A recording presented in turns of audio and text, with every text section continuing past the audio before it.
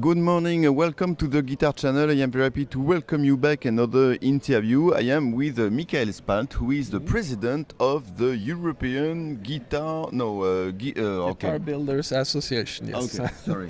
Thanks for that. So, what is it, and what are you doing? Well, it's an association of professional guitar builders for Europe. Europe only. The association is for Europe only, yes, because the idea is that it's part of also my experience. I started making guitars in America, and the guitar scene there, the boutique guitar scene there, started to develop in the 60s, 70s. And it was a very communal kind of thing. I mean, it grew out of the hippie movement. So love, peace, and sharing, and that's when I started making guitars, I really thought, especially coming out of the film industry, where it's very much a if you can do something for me, then you're my friend, and if you don't, then I don't know you. You're not my friend anymore. Yeah, it's that kind of thing. I thought, man, these luthiers, I think every luthier is a really nice person, and I really like them, and I enjoy their company and everything, and they're very generous. They share their knowledge. They say, hey, I can help you with this, or, if you have questions.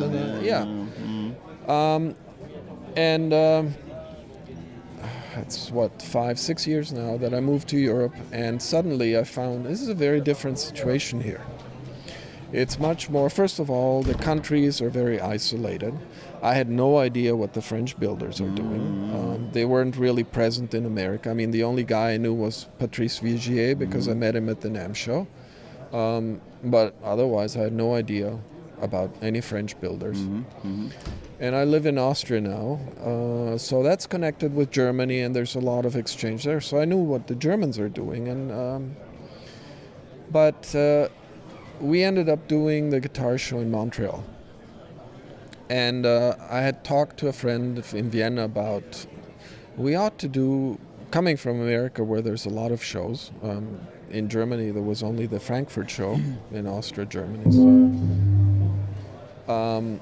we talked about we should really try and put together a show, handmade guitars. So we come to Montreal, and two things happen. One, I discovered, man, look at all these French guys. I mean, they're like...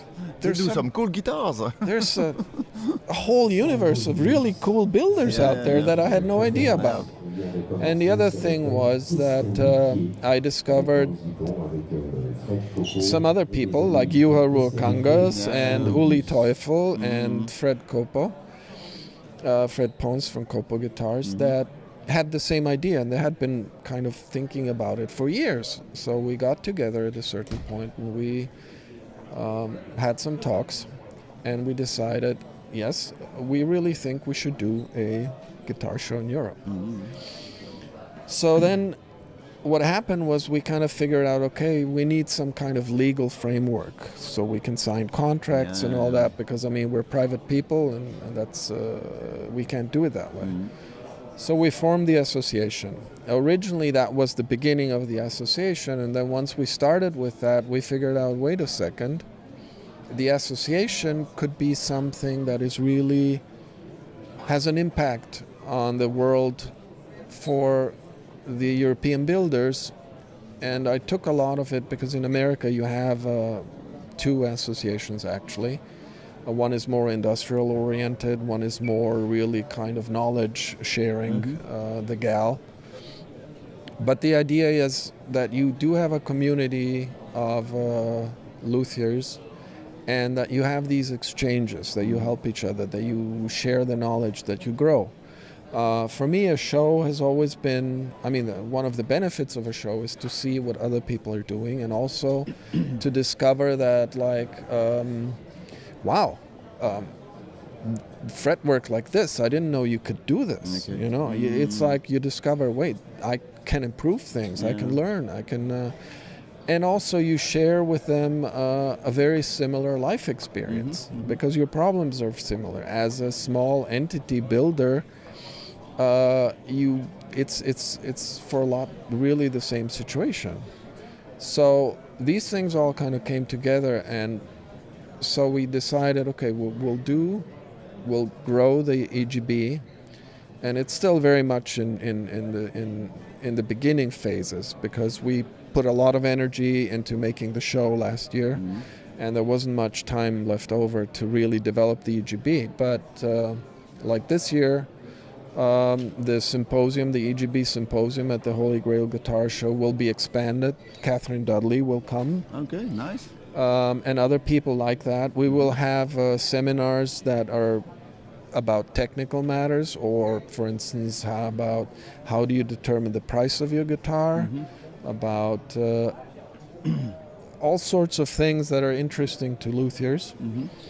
And the background is that what we want to do is we want to really get a sense of community going, that, like, Beffroi this year is the first time they're in an international show, that people from outside come. It used to be a local French show.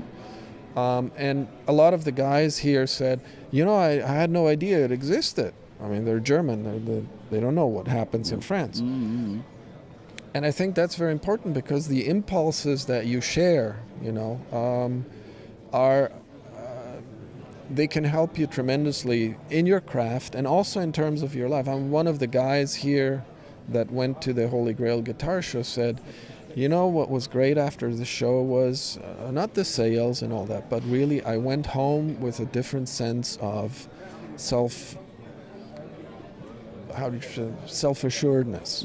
That what I do is a good job, that there's others like me out there. I am part of the big community with other people sharing the same passion. But it also validates what I do. My work, And I mean, you read Catherine's book, and there's a lot about that kind of stuff in there. What is the life of a luthier mean? You know, it's like, you know, I said in the other interview, you work with your hands, with your brain, with your heart, and it's an intensely personal, individual thing that you do. So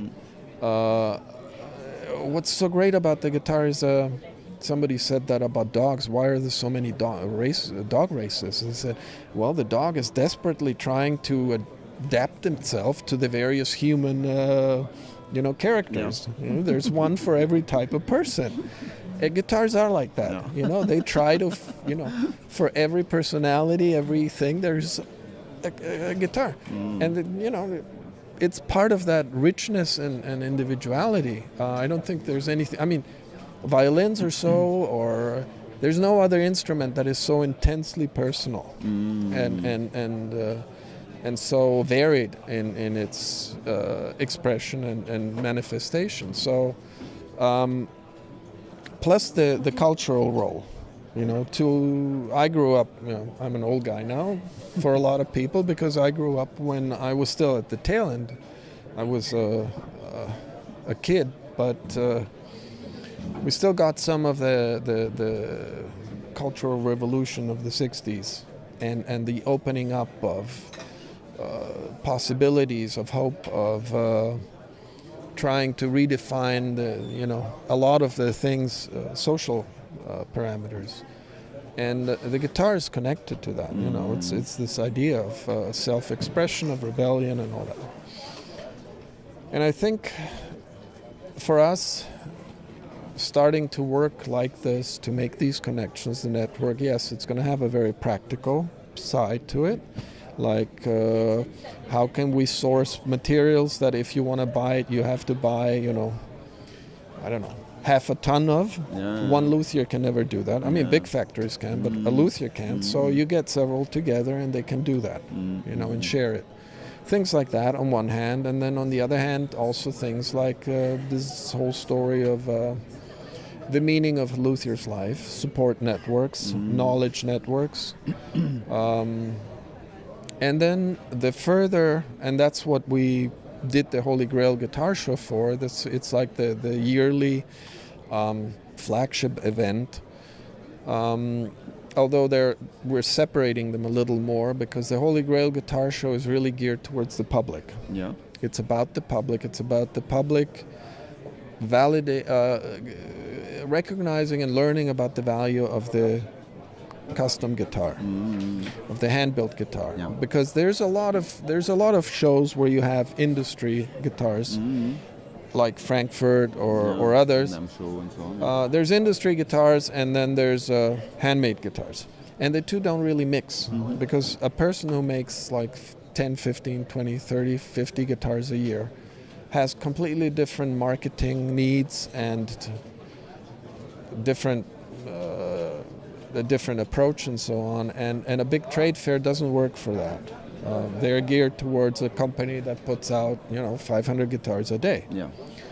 And but those companies have a lot more financial wherewithal to have advertising, to get musicians to endorse them, which for a small builder, if you say, okay, there's an ad in a magazine and it costs €1,000, I mean, that's like, wow, how can I afford that ever? It just doesn't work. We don't operate on those scales. So the show is a way to give luthiers the opportunity to show their stuff. Yeah, showcase their stuff, their work. Exactly. And also to get the media to cover us. To just create in the public the understanding, wait, there is an alternative to just going to a music store and buying an industrial guitar.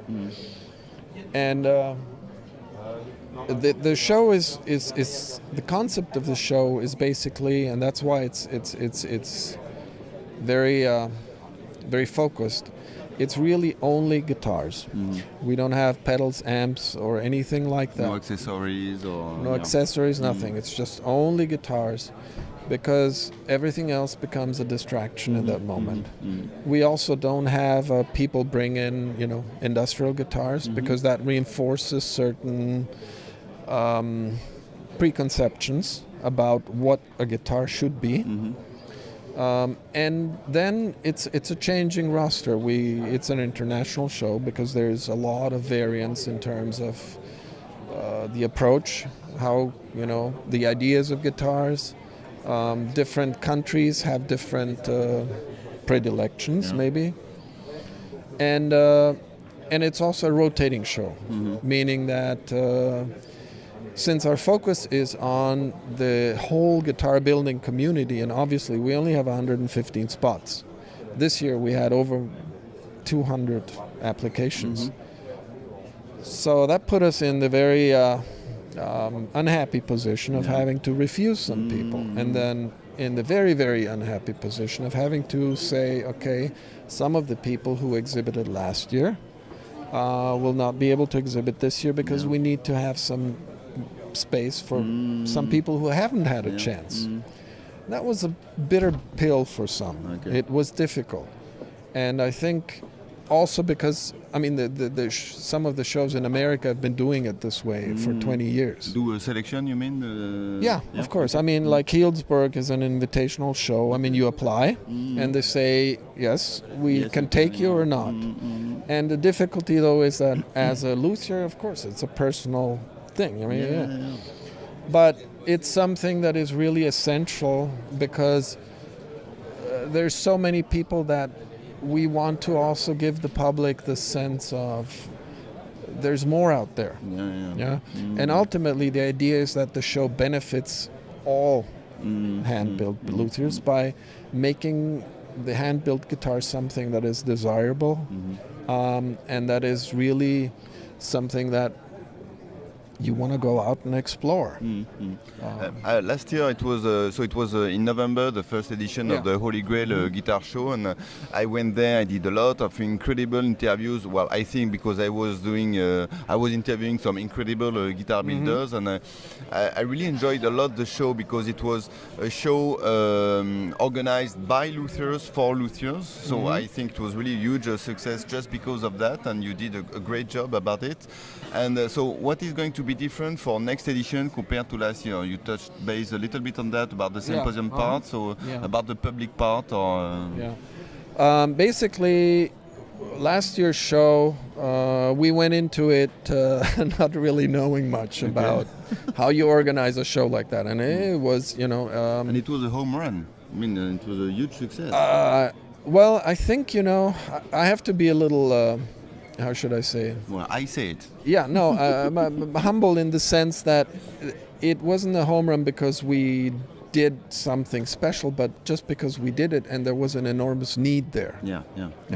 So it was really something that we as luthier had always felt it. And we thought that this is something we share with other luthiers, but it was amazing how strong that was. They were so happy.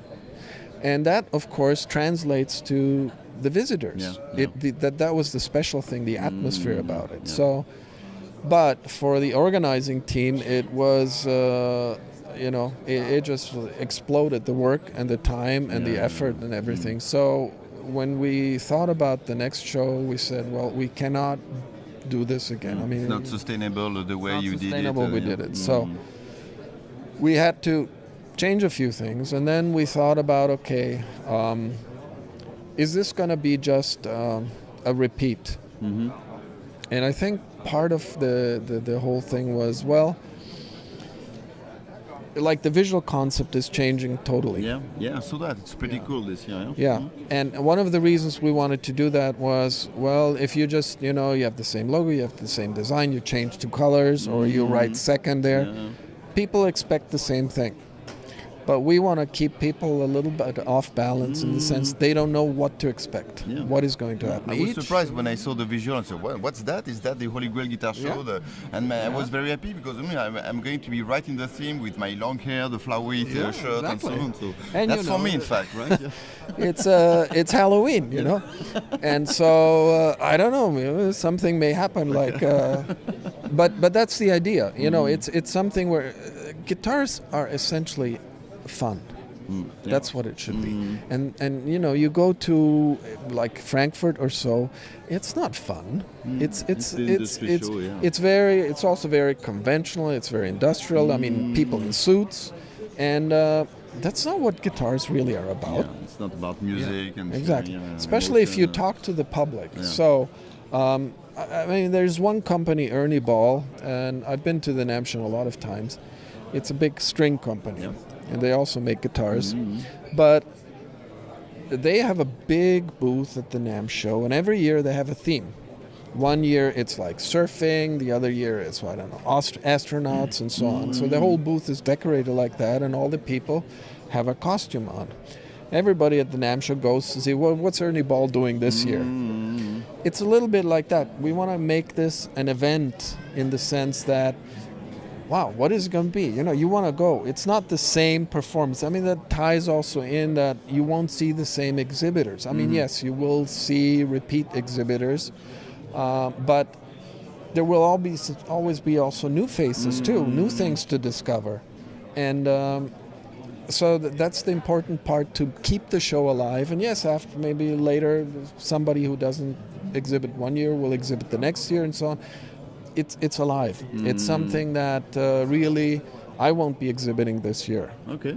And Frank Daimel is not, because they're building a house, and he's like, that's just too much stuff. I can't deal with organizing the show, making a living, and building a house. So it's a good thing for him to say, you know what, this year, next year, I skip this one, maybe next year. To take the stodginess and seriousness out of the whole thing, to make it something that really Even if you don't exhibit as a luthier, you know, you go there because it's a great place to go and it's an event. You know, it's like the amusement park. If there's always the same ride there, it gets boring after a while. You know, you do Space Mountain like 10 times and you're bored. So you want some variety, and of course we do it in the terms of time. It's a developing thing also. We don't know how it's, I mean, eventually we're talking about, you know, enlarging it. Okay. This year we thought, okay, we need to stick to what we did last year, because there we did a lot of groundwork. We understand how it works. We can deal with it. And we need to solidify our processes. You know, how do we do things? You know, how do we do the catalog? How do we deal with the venue? How do we deal with the media and so on? So we decided on a practical level, it's going to be the same number of exhibitors. It's going to be in the same place. A lot of that is going to be the same, but the spirit of it is going to this time going to be a little bit different. It's going to be, you know, I don't know. We decided. It was actually Fred Ponce, Copo Guitars, who we discussed things like, should we have a different color look or something? And then Ua Ruakangas had this idea about, he wants to make ads that are really fun. And then we talked about how could we do this? And somebody said, well, we could have maybe cartoons. And then Fred says, you know, Robert Crumb lives in France. And a lot of young people don't know who Robert Crumb is. He's the guy who did Fritz the Cat. Okay. He's like an icon of comic books and 70s and so on. I mean, he did like the cover for Janis Joplin record. I mean, he's like an icon. And it so happens that he used to work, also do stuff for Mad Magazine. He had a page of guitars that he invented. And so our postcard this year we asked if we could use some of his designs. And so our first postcard is the inflatable guitar. Yeah, I saw that one. I'm going to insert it in the video. And suddenly it was like, wow, the dam broke, and we are like, all these ideas and popping up and okay. Yeah, I know. And we were like, oh my God, this is going to be so much work again. And all of a sudden it's like, hey man, this is going to be fun. And that it should be about that. It should be about being fun. And that's when for us the idea kind of gelled, that we want to say, this event, that's what it needs to be. It needs to bring back into the, I mean, I think it has to do also with like vintage guitars sell for what, $500,000 and things like that. It's getting very corporate and you know, and that's not what the guitar is. You know, the guitar is kids taking out the guitar to the beach and playing on it around a fire, or sitting in a garage and, you know, rocking away, whatever. It's all these things. And we want to bring that back and connect it also with the luthiers, that as a luthier you need to have fun with what you're doing also. If you let the daily survival struggle get to you, you know, and you forget, then it's hard. And making guitars, there's not many who, you know, get rich at it. Very few. And that's something where, but you can make a living and you can make a life. And that's the main thing that we're trying to bring back into it. So many people just make a living and they forget about having a life. And that's what we want to do. Awesome conclusion. Great. So it's kind of like that, you know, and to me it was coming from America back to Europe and seeing how, you know, isolated things were and so on. It was really like, let's get back into this spirit of, you know, borders are there to be crossed, you know, there's something to be experienced with. And I mean, I really like this show, for instance. It's very, very different from the Holy Grail Guitar Show. In many ways, you could say, well, you know, organizationally and this and that and whatever. But if you take things at what they are and the cultures, I mean, I love French design, for instance. It's very particular. The French have their own way of doing things, you know. Definitely. And to me, that's like, it's not a question of is this better or worse. It's just, it's great that there's a complete different universe there. Yeah. And to experience that and to share that and to, you know, it was great to have the French in Berlin, and it's great to be here with the French in France.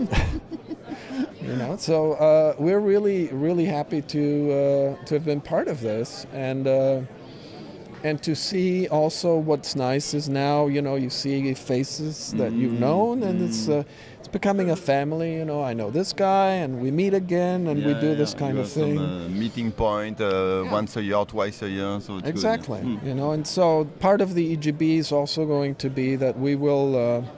I don't know if we have all sorts of ideas about the Holy Grail thing, that, you know, maybe we can do smaller events in addition to the big show, and eventually the show will grow bigger so that we can have more space for luthiers, things like that. But what we're going to do now as EGB is to really try and connect, because a lot of the builders from Germany and so on, they said, I never knew about Beffroi. Yeah. I found out through the EGB. And the same for the French, and the same the Italians, the English, and so on, to really get because I think if it's what you need to do ultimately is connect with the public. Yeah.